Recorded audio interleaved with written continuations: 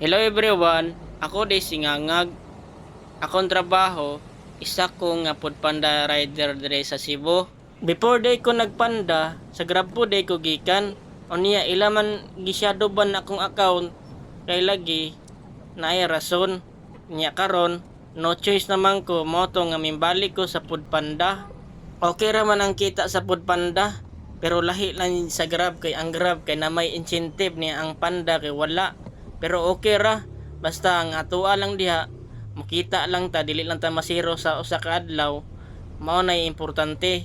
So karon diha mga idol, naa dito dari sa may kilid sa SM, padong na ta diha deliver. So while nag-deliver ko diha mga idol, kusog yung uwan na mga idol. No choice naman ta, maning kamot ta mga idol, kay dako patag utang nga angay pang bayaran. Sa akong mga kapwa rider diha, shout out ninyo mga idol. Ang ako lang jud maingon ninyo, amping ta kanunay. Labi na jud karon mga panahona, uwan-uwan niya danlo kayo ang kalsada mga idol. Kay mao naman jud ni ato ang pangita jud sa tagadlaw-adlaw, mao nga dumol ingat lang jud tanyo mga idol kay naapay naghuwat nato pamilya sa balay. Karon mga idol, naamot na ta diri sa ako ang location nga deliveran. Og hangyo po nako sa mga customer nga mo booking og food delivery, ma'am sir, sinabtanay lang tanan ninyo mga ma'am sir. Kung mo booking gali mo, dapat mag-monitor jud mo gyud sa inyong cellphone kay ang rider mundawag lang na ninyo og kalit kay naay pangutana about ba siyang order, kung naay dili available, dapat makatubag dayon mo or kana inyong location inyo nang i-double check before ninyo i-place order ang inyong gi-order para ang rider dili madugay sa iyahang pag-deliver.